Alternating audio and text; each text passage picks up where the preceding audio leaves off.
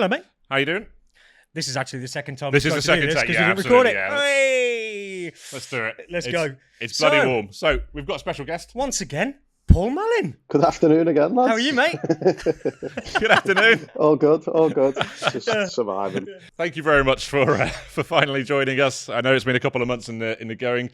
As I kind of said, there's something that unites the three of us. We're both, the three of us are parents to autistic children.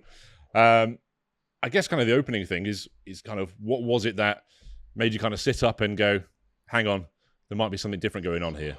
No, well, for us, it was quite difficult. We'd obviously a lot of kids in the family and things, but it was our first child, so you don't know how things are meant to go.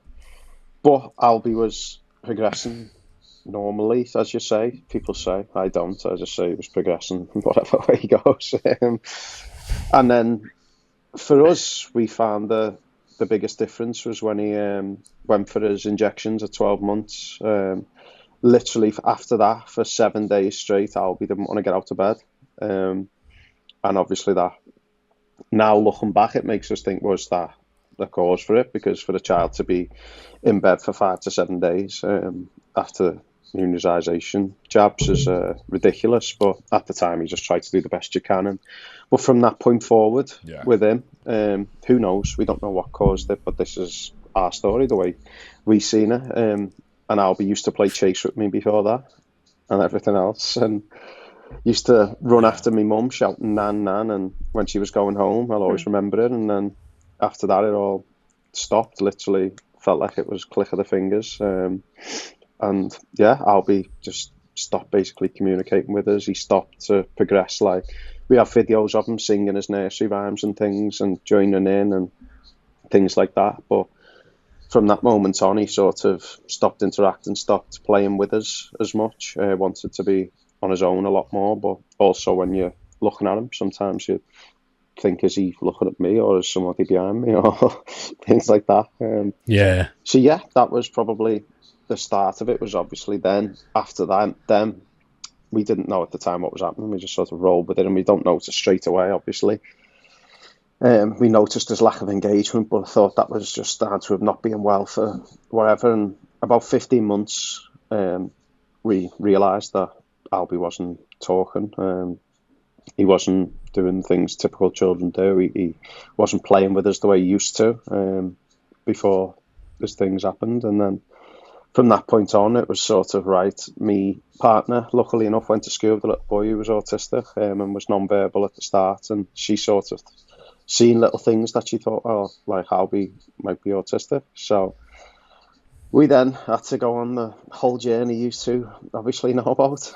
The journey, yeah. That's mate, the nice that must way. have been, that's that's a nice way of putting it. That must have been tough. Like regression, they call it regression, don't they? That's that thing that I always struggle to kind of grasp how that would feel, because obviously for Thomas, he was autistic from day dot, relatively speaking, and so yeah, that must have been really jarring for you both. Yeah, it was just more so you blame yourself, don't you? You don't want to blame anything else. You blame yourself, and you think it's something you've done.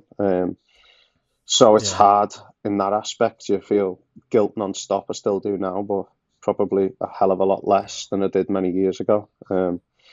I used to cry myself to sleep at night, thinking I hadn't done enough in that day to teach him enough or whatever. There weren't enough hours for me to do it, but somehow I wanted to. And it was one of those things. It was difficult, and it still is now, every day. But do you know what? We've learned to accept Albi's the way he is. And luckily enough, over the years, I've managed to speak to a lot of people, and you obviously do a lot of research like every parent does, and you see people offering certain things for certain amounts of money and things like that, but I wouldn't pay a single penny to change him, because I wouldn't have it any other way. Like, I don't, like, Albi's Albi, and he's the best kid I could ever have.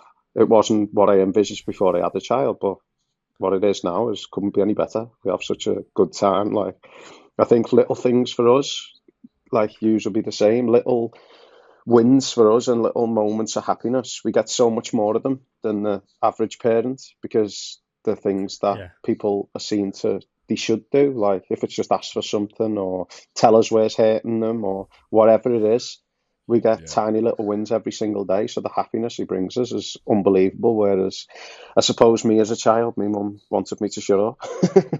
This is it. Well, just going back to when your partner kind of said, "Look, I'm seeing some traits here or some signs that could be autism." What was your reaction? Because I know Denial. Parents or mums and dads kind of accept it at different stages. Yeah, it was denial. I was like, no, it'll be fine. Like, me as a person, Be a late bloomer. I'm a problem solver. She'd probably call me.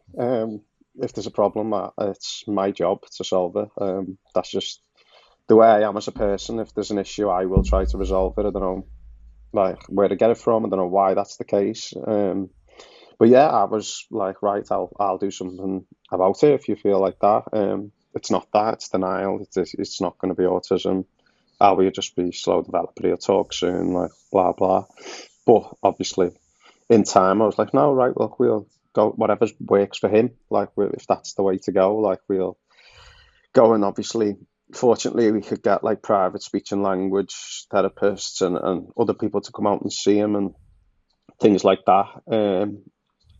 And we tried all that. And obviously, in the meantime, she's ringing the autism pathway teams and the NHS to try to go through them avenues. And luckily for us, it was quite quick that he got diagnosed for his age. But that was majorly helped by the fact of how many reports and different people we'd seen. So it sped up the whole process. And yeah, it was just denial. I didn't want to believe it. I didn't know anything about it. And when you're at the time, I always laugh now, and obviously they say something like people say, don't you? Like the more you say something or once you realise something, you see it everywhere. But the moment when I first spoke about it on Welcome to Wrexham, I'd never really, I knew it existed at that point, obviously, but I mean, I'd never really heard it spoken about so openly. And it weren't the reason I'd done it. I'd done it to raise awareness because other people might help. Because when I first figured it out, I was looking on Netflix, I was looking on the internet for videos, and I was trying to look for children who were similar to Albi to then hang my hat on. And now there's a lot more sports professionals coming out speaking about it, and people in the public eye speaking about it. Whether that's just because it's become more prevalent in the world or whether they feel a little bit more comfortable doing so, I don't know. But yeah, it's just one of those things. I've done it to help raise awareness, and I feel like it did a good job at that. And now, thanks to people like Hughes, and so obviously people can use TikTok. What a brilliant thing that is, because the amount of times I've sat looking on TikTok and I'll see a story of a mum and she'll be telling about a boy and she'll be showing videos, and I'll be like, oh my God, he was 4, he's doing things I'll be done. And then I'll see things from the kid going to high school. And he's going to mainstream high school. He's speaking. He's going with his friends, walking to class with his friends. And I'm like, then that hope. It's the hope that kills us, but it's the hope you need, and the hope that'll never die. And that's something that you keep every day. You said you were looking out there for kids that were like Albi. Did you find? Obviously, the more you look, you'll find kids that are kind of similar. But one thing I've found is you very, very quickly realise that these kids, like all kids, are different. But autism, the spectrum is so vast. Oh, every child. Like, you'll struggle. But you know what? You'll struggle to find 2 kids similar, wouldn't you? Absolutely. You know what I always say, though, is like every single child in the world is different. It's not just autistic kids. They're all different. Every single one. Yeah. There's no difference to anyone else. They're just different to the next kid, like the two typical children. They're exactly the same. They're humans, but they just work totally differently. Like, some people like to learn by doing, some people like by watching, everyone's different. It's just the thing. But with Albi, it was mainly because at the time he didn't really communicate at all or speak. He'd communicate via leading me hand and things. So I was just looking for that one child who was seeing, who didn't talk, who then did talk, because then I could believe that he could, with some evidence to it. Rather than me sort of thinking I was wishful thinking. I was like, no, it does happen. Like, and do you know what? At the time, it wasn't easy. To be honest, I didn't find anything. It was only as time went by, and as the last couple of years have gone by. He's now 7. This is when he was 2 and 3. But at that time, I couldn't find a thing. And now there's a lot more out there. And at two and three, I totally get why you were looking. I'd have done exactly the same thing. But at 2 and 3, it is going to be hard, isn't it? Because they're still really little. Oh yeah. But like at two and 3, trying to find another kid like yours that's progressed. But go on. Yeah, 2 and 3 as well is one of those awkward ages where, like, when you're speaking to people and you start to open up a little bit about your concerns, and it could be family or friends, and you're going, we've got a little bit of concern. You start testing the water, going, we think it might be autism. And everyone's natural response is to try and protect you and go, don't panic. It might not be autism. They might be a late bloomer or anything else like that. So at 2 to 3, it's really difficult. 'Cause I remember watching YouTube videos at like 1 a.m. because she didn't sleep. I'd be up at 1 a.m. watching YouTube videos and trying to find a pattern or anything else like that. And it was an absolute nightmare at that age. Yeah, exactly. If you've got a kid that's 7 that's not meeting certain, people can't go, they're just a late bloomer. You're like, dude, they're 7. But yeah, that 2 or 3, 2 or 3 people, we all had it. I had it with my parents. I'm sure you had it with yours. But like, they just go, it'll be fine. It'll be fine. And you're like, okay, now they're 4. Now they're 5. That's one thing I struggle with. I still do now. Is when someone says they will be fine. Like, well, how do you know? Like, I know you're just trying to comfort me, but it fucking annoys me. Pardon the language, but like, how do you know that when he's 20 he's gonna move out? Like, I always say, he'll kick me out of my house before he moves out. I know him. I know that's what's coming. I hope it does. Yeah. But to be honest, he probably won't. He'll still probably want to sleep with me or his mum every night. Like, that's fine, kid. But it is, as you say, it's the people saying he'll be fine. Well, nobody knows. It is what it is. Yeah. I don't need. And the thing is, by the time. No, and because you've kind of got to, by the time they're saying that stuff, you've already swallowed that pill. Probably live it every day as much as we wish. Like, what we envisaged before we had children isn't this, but now this is it. Yeah. You couldn't imagine your life any other way. Like, did you go through that kind of grieving process of, like you say in there, you have an image of potentially what the life is going to look like in the future, but obviously it changes massively. You're going on a different journey now. Did you kind of go through a bit of a grieving process before the pragmatic side of you kicks in and goes, right, well, we can't fucking change it. I just need to deal with it and do the best I possibly can? I personally, I couldn't say I ever grieved because I never, ever considered it a problem. As I say, I'm one of those people that I'll be like, right, it's my problem. It's not his. It's mine, and I've got to find a way to solve it. So I didn't have time to think like down about it or to be negative. Obviously, it was bloody hard, and it still is every day. But I instantly went into the mode of, right, what do I do then? How do I help him? Well, what do we do to help him? And to be honest, I used to crucify myself, as I said before, lads. Like, I'd come in from football and you've run around all day, and I seen that as being free. I wasn't in work, it was playing football, and I'd be in the car driving home and I'd be psyching myself up to come into work. And when I get in the house, fortunately, we finish early in world terms, and I could be back by 2:30 or whatever, or even sometimes 1:30, and that would be me coming to work, and I'd put so much pressure on myself to teach him as much as I could in that time. And when I go to bed, as I said, like, there'd be times I'd cry myself to sleep because I'd be so guilty that I didn't have enough time to, or he didn't engage the way I wanted him to, but then that's my fault. I have to find a way to get him to engage. That's not him. Yeah. So I used to always put it on me, and I would make sure that, like, I'd find a way. I still will. Like, it's just the way I am. I can't help it. Mate, and it probably helped. That's the mindset. That's the mindset of a high performance individual. That though, mate. I mean, that's generally how you probably are with yourself in life and always have been, and you've just applied the same, haven't you? Yeah, I suppose, but it's totally different because obviously in work or sport or whatever it is, it's, I don't know, it's a job, but it becomes, you realise it's not life or death at that point. But Albi is my life, so for my life to be as good as I want it to be, it's how he is. My mood's affected by how he is. Like, everything I do revolves around him. So that's the difficult bit. But it's, as parents, you take on the role of, right, okay, well, that's my responsibility.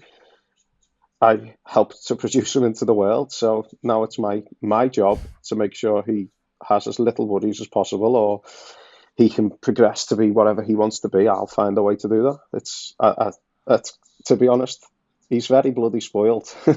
I don't mean I don't mean toys wise, but I mean through life. Attention. I'm gonna be I probably hate the way my mum is like that with me and my dad. Like, they do anything for us, but he's gonna be my life, and I'll make sure to the best I can that he gets everything he needs, and he's able to go on in life to do whatever, and hopefully one day he can fly off and go and get a job and things like that. But we'll always, won't we, as parents, try to make sure that they're the best people and humans they can be. In terms of then the day-to-day job, professional footballer, I guess it's all you've ever known, but how does it work with being away, games, matches, tours, anything else like that? Is it difficult to stay focused? Because I know the season's hard, there's pressures that come from that as well. How do you kind of stay focused? Well, I've got a fantastic partner who's Albi's mum, who helps me to be able to be in the best place possible for our situation going into matches and making sure I'm rested and things. We have a good balance with that, which is key. And a family who's unbelievable. My mum lives 8 doors away, and she's constantly here to help. But I've got brothers and sisters who equally would drive from the other end of the country if they had to come and help. Was such a close-knit family, which I'm so grateful to my mum and dad for that, because I know every family isn't like that. So we do have lots of help, but as I say, all that's well and good, but it's still difficult to leave. Throughout the season, Albi understands the schedule. There might be times when I'm not there. There's then the next day I'm back. He understands how that works. He finds it difficult when I'm away for like a period of time, but again, he'll adapt after a couple of days. But one thing we do notice is when I'm missing here, Albi doesn't like going to sleep.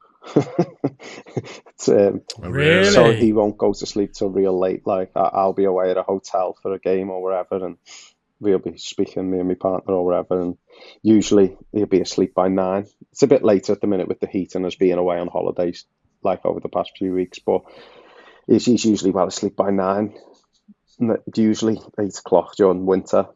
But when I'm away, he be 10 o'clock, 10:30, and he won't go.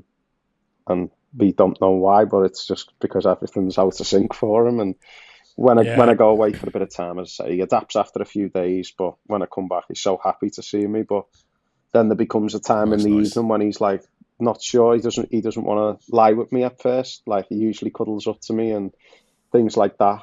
But when he gets tired, then it's like he's back to like, no, mum's me time now, like, and she has to take him to bed and that. And it's just one of those things. You have to take the rough with the smooth. I get kicked out my own house enough to not be bothered when he won't give me a hug.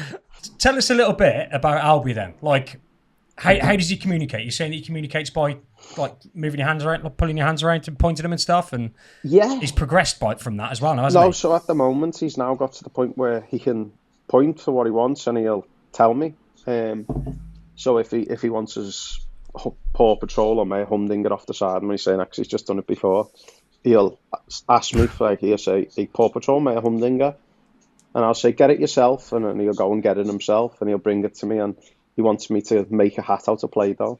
So he'll give me it, and he'll say, a hat, and then I say, okay, well, how do you want me to do a hat? Do you want me to draw? Because I know he doesn't want me to, just by looking at him.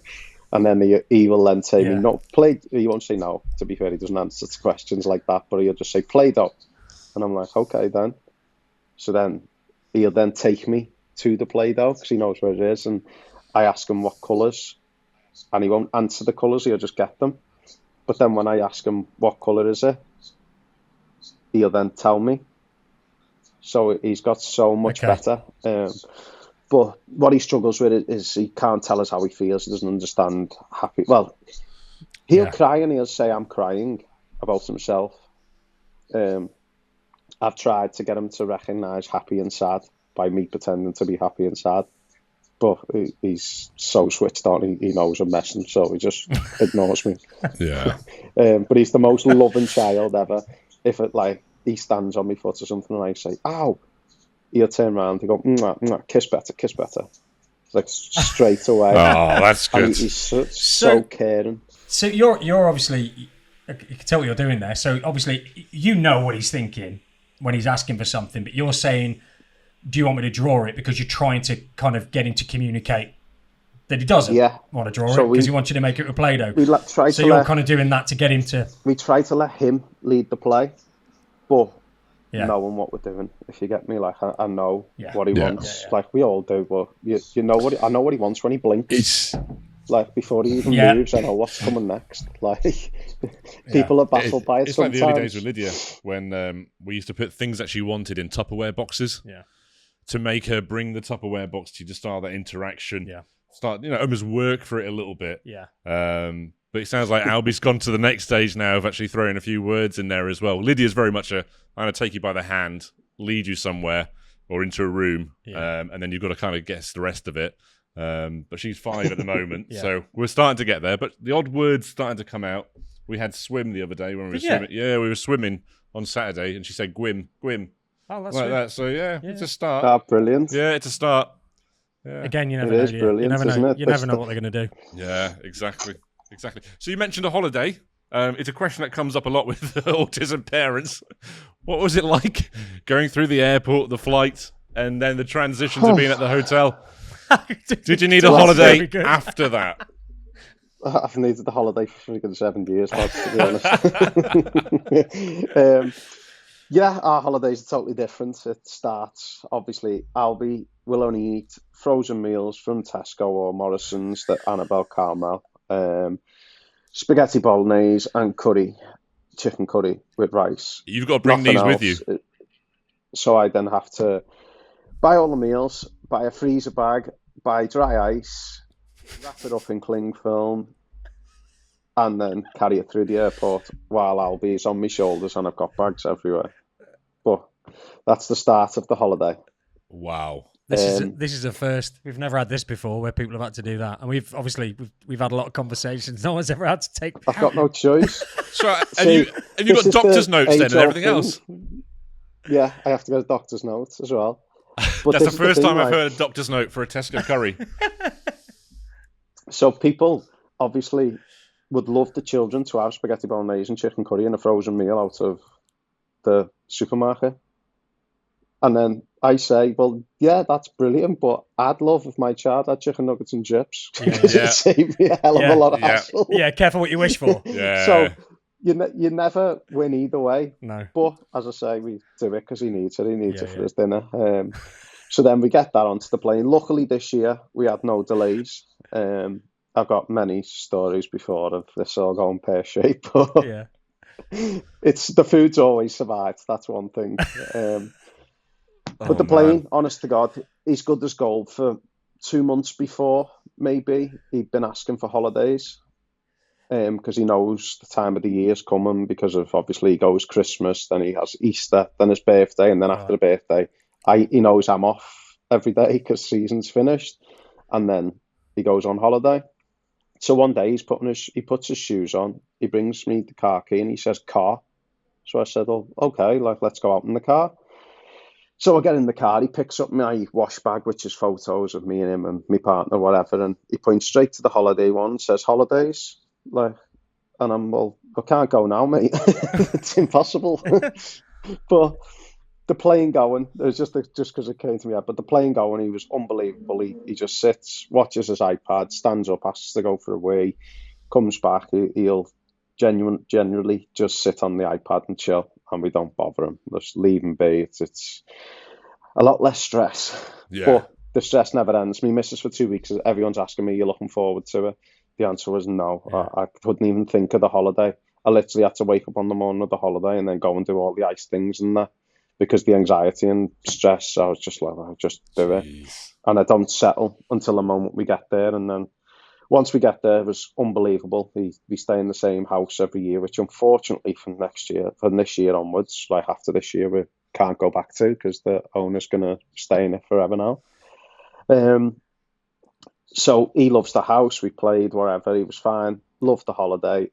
Then coming home was disastrous Oh no. because Albi doesn't understand that he has to go home. So from the moment we put his clothes on that he wore on the plane coming, he then instantly kept asking for holidays all the way to the airport. And then in the airport, there was murder. He was crying, obviously.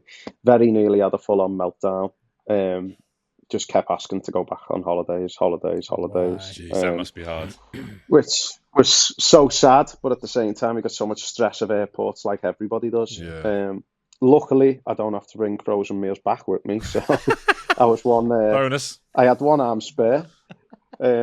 So then we had to basically distract him in a toy shop, which is, for us, actually really good and easy because Albi never wants things. If he has anything, he'll just get one. Yeah. And he puts toys back then. He decides one thing he wants. That's out of his choice. That's not us, by the way, because in that moment I'd have had to buy him everything. Yeah, I'll bet. If they sorted them out. Yeah. But yeah, he picks one toy, but then he likes playing with all the other ones. And luckily, that got us to the plane. And then on the plane, he was fine again until he senses the tiniest change in altitude or when the plane moves direction. And as soon as that happens, every time it happened, he's asking holidays. Oh man! Because he thought we were going back, and it was tough. But luckily, apart from the first day or two when we got back of him asking to go, he hasn't mentioned it since. But as I say, my holiday was just play with Albi constantly. He's swim, and that'll do me.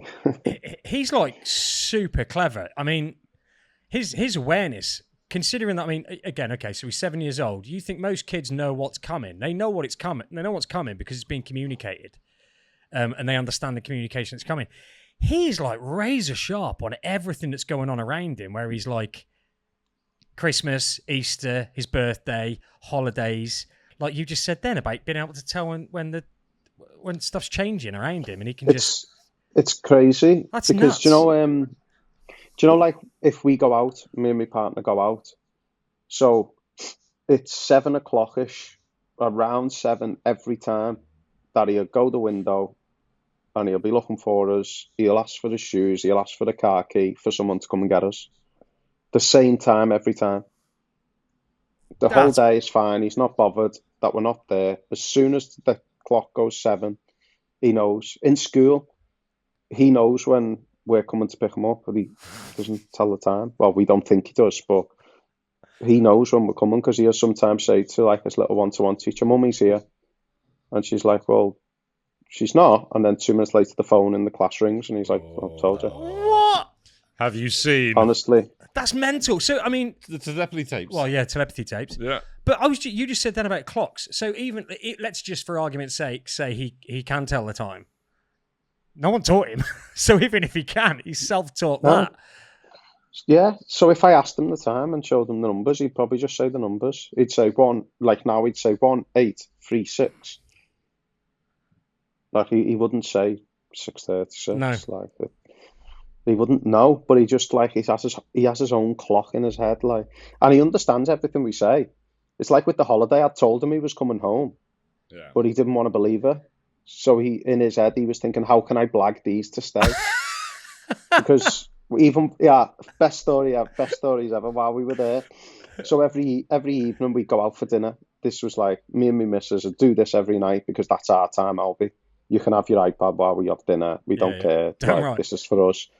And after the first 2 nights, he then decides to say, go to the beach. When he's all changed, ready to go out, he starts asking to go to the beach. So I'm like, no, like, dinner time now. He's like, go to the beach, like, as I'd say, come on, like, feel sorry for me. But then for 3 days after this, I've been asking him, does he want to go on a jet ski? And he tells me, bye-bye jet ski. Like, that's how he says no. Yeah. He says bye-bye. And then one night, like the next night, like after 3 days of me asking, we're going out for dinner, and he stops and he's looking around and he just turns to me and says, jet skis? As if to be like, come on, like, we'll do that instead, please, go on. What? And I'm like, no, mate. Like, it doesn't work that way. I like He's honestly so crafty. He knows how to work the system. Yeah. Oh, That's he's got me good. on strings, but I have to stand my ground sometimes. Yeah. Did you get him on the jet ski the following day? Oh no, the next morning I said to him, do you want to go on the jet skis? Buy jet skis. Yeah, because he was literally using it as a blag. Yeah, I knew exactly what was coming. He done it on the last night. So, the third to last night, we went out for dinner and met a friend we hadn't met for a while. He's fine in that situation, but the arcade machine he wants to go on was broken, and then that was it. Like, there was carnage. We couldn't really eat and have a chat or whatever, which I knew was coming. But he's there, and there's a mango passed on a boat. So next minute he's boat. So then there's murder to go on a boat. And I'm like, no, we'll go in the morning. He says, like, we'll go tomorrow. He says, boat tomorrow. So I'm like, yeah, okay. So then, like an idiot, me go and try and organise a boat to take him on. And he wasn't asked. Do it. Pay a deposit, everything. Wake up the next morning. Come on, let's go on the boat. Buy boat. Buy boat. Wouldn't put his shoes on. We can go. I was like, what the chance we got here? Honest to God. It's anything. He's so crafty and clever to do anything to try to get his own way. Most of the time, he accepts that, right, I've lost this one. Like, he doesn't kick off, but like, he tries anything. Yeah, and then in the end, he just goes like, like, they've done me here. Like, I'm not getting my own way, so I'll just chill. That's so funny. That's awesome. He's well clever. It's unbelievable. He's so funny, honestly. He's hilarious. Has the acceptance, like you saying there, like, he knows now when you say, like, it ain't happening tonight, we'll do it tomorrow, and he accepts it and goes, right, fine, okay, I've lost this battle. A couple of years ago, would he have accepted, or would that, like, conversational discussion, shall we call it, go on a bit longer, or does he kind of know now, go, right, I've tried it, I can't... Don't get me wrong, like, there will be times when I tell him no to something like that, and there's then, like, he'll kick off. Yeah, because he's a kid. But eventually I'll put him on my shoulders, we'll walk away, and then I'll find some other way to, like, get it out of his mind, or to make him realise that's not happening. Yeah. But there is also, like, a lot of the times, honestly, like, we're so fortunate. Well, I suppose it's not fortunate, because we've brought him up, whether it's us or him. Yeah. One of us has done it. But he's such a, like, easygoing kid. Like, I could take him to Timbuktu, but as long as me and his mum are there, he doesn't care. Like, he's happy. As long as me and his mum are there, he's got his iPad. Like, he's happy. We need certain juice, but as long as we've got basically his essentials and his mum and dad, he's golden. He's such easygoing, and we're so fortunate in a way that that's the case, because obviously, as I've seen many times, as you probably have, the meltdowns aren't worth it. No, I know, yeah. It's tough, isn't it? Like you said earlier that you spoil him, and I know you didn't mean spoil him as in buy him loads of toys and stuff, but you spoil him with your attention. But you clearly still have lines that, because he asks for something, you don't just give him everything he wants because you're trying to be his best pal. You clearly still put some lines in place. And it's funny because you got a really good relationship. Yeah, like, honestly, the other day, he gets his iPad and pulls me on the bed after we've been playing. And I know that this was his way of trying to tell me, because he can't vocally communicate it the way he thinks he has to. Yeah. But he pulls me on the bed and he goes straight on his iPad, straight to YouTube, finds an episode, but it's not a full episode, it's just a clip. But he does it all instantaneously, turns it to me, presses play, and it says on it, the thing I like most is being your best friend. Oh, man. And he's showing me it. And, like, it was the best thing apart from when he first said, I love you. But it was like, whoa, that's mental. But he can say it to me, because every single night when we're going to bed, I say to him, I love you, I'll see you tomorrow, best friend, and then he copies me. So, like, he can say, like, best friend. Mate. Like, see you later, best friend, or whatever. But that was his way in his head at that time. Of being able to tell me it. That'll blow and I'm just like, I was lying on the bed just sobbing. That would blow my mind. Honestly, I was lying on the bed, just tears rolling down my face. Next question, the next thing I was going to ask you is, like, if you didn't cry when he did that, you're a heartless bastard.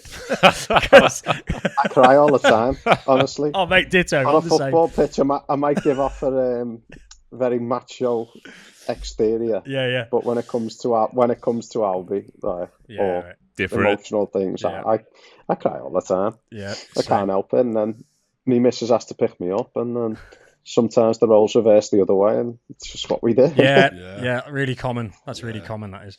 So you're getting involved in a lot more, obviously, similar to ourselves. Autism becomes part of your life. You're getting involved in, I guess, different causes linked to autism. Are there any at the moment that you kind of want to speak about? Yeah, so at the moment, well, I was obviously working alongside your space in Wrexham, which unfortunately had to close due to funding from government reasons. Obviously, the rent for the facility they had, it was quite a big thing because there was a lot of children that used it, etc.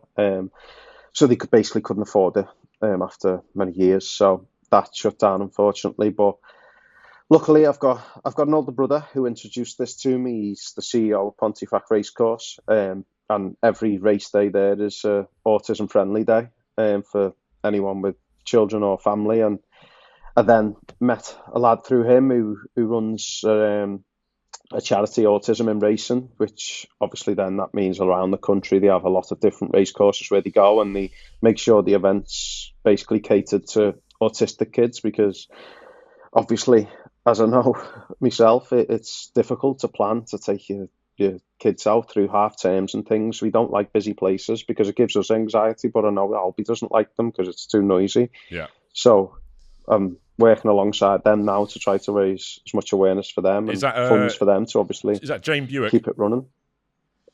Yeah. William and Jane are part of it as well as ambassadors. But yeah, it's phenomenal because, as I say, there's not many places you can take the kids, but equally as well, horses are fantastic around children. So it's something that goes hand in hand and gives you a day out, even if it's for a couple of hours piece. Sometimes, piece, should I say, but a couple of hours of something different, because especially during summer holidays, it's a real long period for us as parents of autistic kids, and it's bloody difficult. So if there's days out there that people can find to do that, it's real good, and something that I actually care about deeply is autism and how to help as much as I can other families who go through something similar. I don't profess to be a doctor. I don't profess to be anything. I know my child better than anybody, but I can give people hope, hopefully. I can give people awareness. I can help them to understand situations better. And to be honest, since Welcome to Wrexham, more people are bothered about Albi than they are me, so I'll keep them updated on how Albi's doing too. Get used to it. So get used to it brilliant. Yeah, but that probably suits you, doesn't it? I mean, that must be pretty cool that everyone's kind of asking how he is and like for updates and stuff like that. Yeah, but it's like when you're a new parent, isn't it? Nobody ever comes up to you as a dad and says, "How are you getting on?" It's "How's your missus? How's the baby?" Oh, yeah, I'm great, thanks. Yeah. I just went from the most important person in my life to the least important, but I'm fantastic. Yeah. It doesn't get any better either, does it? It doesn't get any better. I was used to it when that happened, and I always now, whenever anybody I know, like who's a male who has a child, I always say to them, "How are you?" Because it was something I just thought in my head. Nobody means it bad. No. But everybody just assumes you're fine. Like, yeah, crack on. Because obviously your partner's been through a horrendous labour. Obviously your child's here and a newborn, and obviously you need to tend to them. But equally, everything changes for us too. It's good what you said though. I mean, we started this from a dad's point of view because exactly what you said there. There's a lot of great stuff out there from mums and everything else, but sometimes from dads, you don't have anybody that you can recognise or or resonate with, should I say? So it becomes quite a closed kind of feeling, doesn't it? You're almost living in a bubble for a little bit until you realise there's other dads. Well, there's millions of other dads going through exactly the same thing. Like Paul said then, because no one's being a dick by not asking how you are. There's just this underlying feeling that you don't need to ask, because I've probably been guilty of it, because we're all just blokes and we all just get on with it and we're all just fine. But this is one of those spaces where they might not be fine. They might actually need you to just, whether it's your mates and like stuff I've said before on the podcast, like some of my mates, they're like my best mates. I've been mates for years. But sometimes they don't know what to say. They don't know how to ask how you are. And it's only when, I might be a year or two ago, like one of them just said, like, how's Thomas? How's he getting on? And because I'm not being all woe is me and fucking crying about it, and I'm like, hey, listen, like, it's cool, man. He started typing on this iPad and stuff, and because I'm talking about it positively, they then feel like they can ask me without me, bursting into tears. Like, yeah. To be fair, I have family members for me always asking how I am, how Albi is. Obviously, that's part of any family, isn't it? You ask how the kids Yeah. getting on and things. And a lot of people I do meet now ask me how Albi is. Obviously, that's through me probably putting it out there and things like that. And then you do go on to speak about yourself sometimes, don't you? Do you know what I mean? Like, oh, I had a bad time the other day, Albi done this. You're then talking about Albi, but then all of a sudden you can vent how you feel, and people don't realise then that you're venting, and that helps also. But it's difficult. It's just one of those things. But as we know, you just roll with it. You just get on with it, because what choice do you have? You do the best for your child, regardless of if they're autistic or not. You do the best you can. That's our job, and that's it. It's like, look, what you just said, and you just roll with it. Like, we don't know any different. Like, people must be, it must be really hard, and it must be this, and it's like, well, it is. But I mean, I've got an 18-year-old, but I forgot what it was like to bring him up. But like, all I know is Thomas. Like, I don't know any different, so I don't get up every day. Yeah, all right. This is some of the stuff we do, or some of the stuff you do, like all the frozen meals through the airport. That's just what you do now. That's just the thing you do. It's just that. So that's what I mean. Yeah. It's mad, isn't it? Like, yeah, when people find out some of the routes we used to drive around town because we didn't want him to think we were going X, Y, or Z, they'd be like, are you fucking mental? Why are you doing that? And you're like, because I have to. Because if I don't, I'm gonna have a meltdown in the back of my car. Like, yeah, that is. Yeah. It's mad, isn't it? Because you think if you just drop somebody to live our life for 24 hours, they go, nope. They'd have no idea. No. And it'd be so difficult. They wouldn't understand it. But for us, we just get on with it. Yeah. But equally, if you took us out of our life and life somehow clicked your fingers and we were in a different life, but you could have everything that's gone on, you wouldn't have a clue what to do. No. I wouldn't know how to live. I wouldn't know how to cope. Now, if I'm on my own for 2 hours in the house, I'm like, I can't text my missus like when he is back. She's like, we went to give you a break. And I'm like, no, like, I'm bored. Well, I don't do breaks. It's like I'll break when I'm sleeping. If my missus spends time with a typical kid, she's like, nah, too much. No, where's Thomas? Like, you know, everyone too many just questions. Why? Too many questions. I don't want to watch you Why? jump up and down on that. No, why? No, I don't want to watch you jump up and down on the sofa. I don't want to watch you jump on that. I'm not bothered. Yeah. She's just like, they're just too much. Just bring back my autistic kid. Yeah, absolutely. If it's superb, isn't it? If there was a dad just going through the diagnosis, like as we started at the beginning of the conversation there, kind of the kid's 12 months old, 15 months old, and they're starting to go, we're going to start this pathway journey now. Is there a bit of advice that you would give to that dad? Yeah. Don't view it as a negative. Don't view it as there's something wrong with your child, because there isn't. Your child is your child. That's the way they are. They're no different to any other child in the world. They just have different needs, and things might take a little bit longer, but that's like everybody. We're not all geniuses at everything we do, and everyone's going to be different at like different levels of different things. It's going to take some time, but try not to feel the guilt that I once felt. I think you naturally will, but don't see your child as any different. Don't dread it. It's going to be tough. There's going to be tough days, but like everyone's children, there's always going to be tough times, and stick with it. Keep the hope, and through time, you'll see improvements, no matter what, big or small. There will be them. And as life goes on, you hope that they get to where you envisage them, but equally your child's going to get to where they can get to in life. And you just have to support that as best you can. There's no pressure. You just do the best you can for your child. That's it. Beautiful. That's great. Yeah, it's those little wins. I always tell people, like, just look out for those little wins, because like they're massive. They mean so much. The best feeling ever. They're the greatest thing ever. Really, really, really appreciate really the conversation, appreciate it. I feel 10 stone lighter now as well, lads. So thank you. Wow. No, it's it's good. I wish mate. I did. Well, saying that, No, if the weather is... carries on, I will be. What you do is fantastic, though. Honestly. No, thank you, mate. A lot of people. When I first started this journey, I had nothing to hang my hat on, nothing to listen to. I couldn't find it anywhere. But now there's obviously a lot more thought going into it, a lot more acceptance, and people like yourselves speaking about it so openly and having so many different people from different backgrounds on is brilliant. So thank you. No, really mate. Appreciate it. Love it. Cheers, Paul. All the best, Thanks for mate. making the time. We'll speak no to you problem. Soon. Take care, buddy. Soon. Ta-ra, mate. Cheers. Bye. Thank you.